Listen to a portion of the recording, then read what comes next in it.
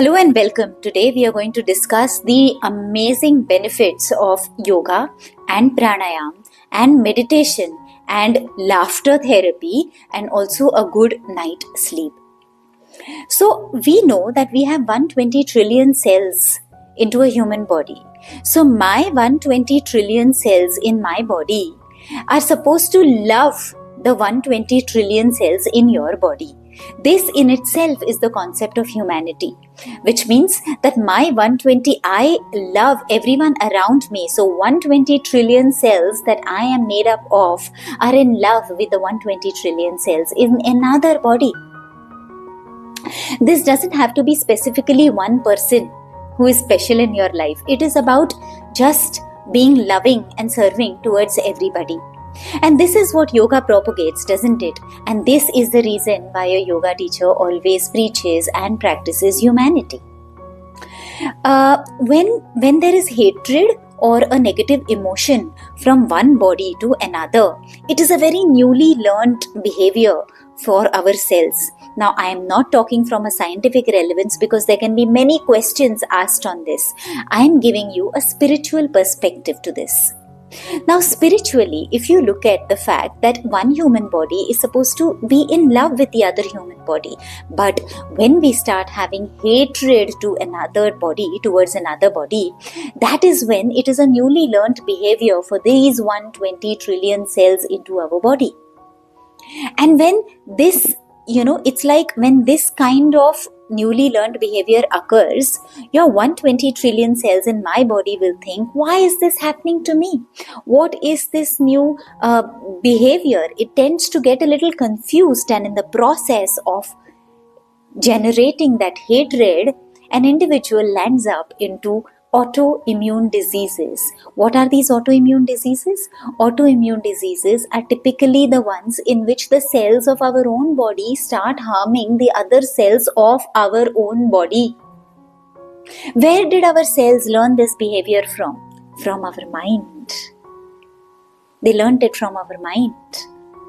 So when we trained our mind to hate another body, that is when our 120 trillion cells learned hatred. And they start hating other cells into our own body and start creating diseases. Yes, we cannot prove this scientifically, but spiritually there are a lot of dimensions that people delve into when it comes to this aspect. Spiritually, a lot of diseases are also, interconnected because of our mind and our thoughts. And it always goes down to the fact that we are teaching ourselves how to behave. And that thought process, that teaching comes from our own thoughts. Every single day, we need fresh air. Every single day, we need the sun bath, which is Surya Snan. Every single day, we need the wind bath or the air bath, which is the Vayu Snan. We don't need oxygen cylinders. What we need is the oxygen that comes naturally, because the air that you breathe is not consisting only of oxygen, because it also has methane, it also has a number of other gases.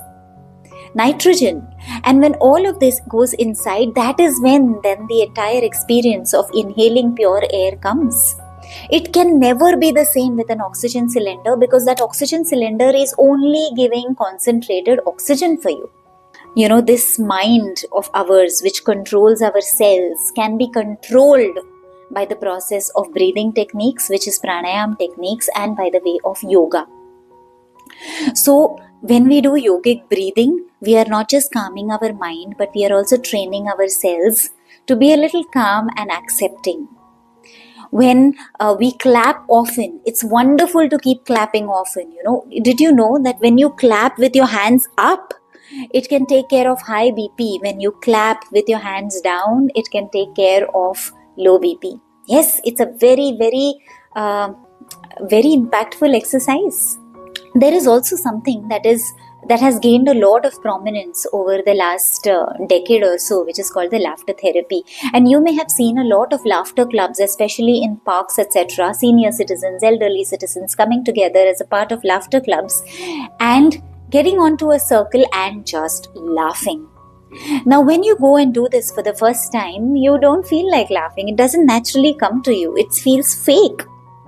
But when you do go attend these laughter sessions once, twice, thrice, fourth time, by the time you are on your fifth time, you are actually naturally getting the real laughter, not the fake one.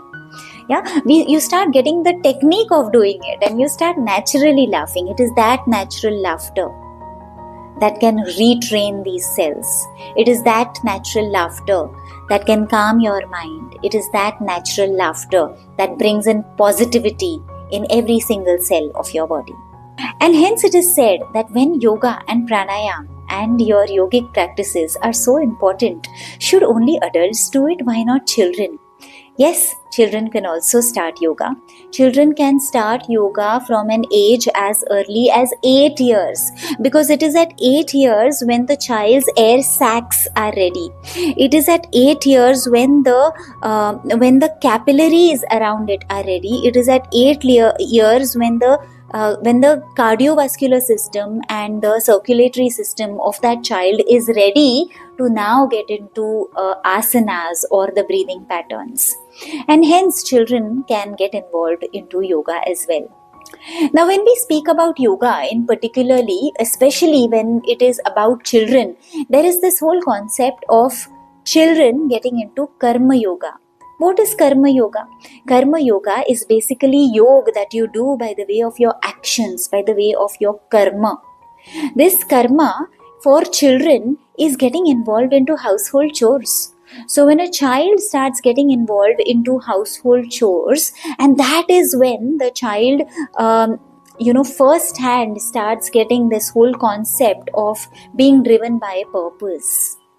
There is a purpose why he is doing this activity, to achieve something, and then that purpose starts getting ingrained over a period of time when the child gets involved into household, does it with the family and friends, and builds people together and gets into common purpose of achieving something for the family or for the community or for the group.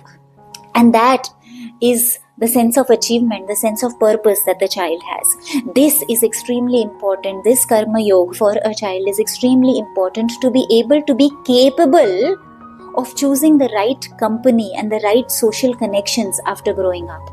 We have seen a lot of cases where children, young adolescents, get into wrong company, and then they start emulating the behavior of the friend circle that they have, and they'll end up getting into some wrong practices.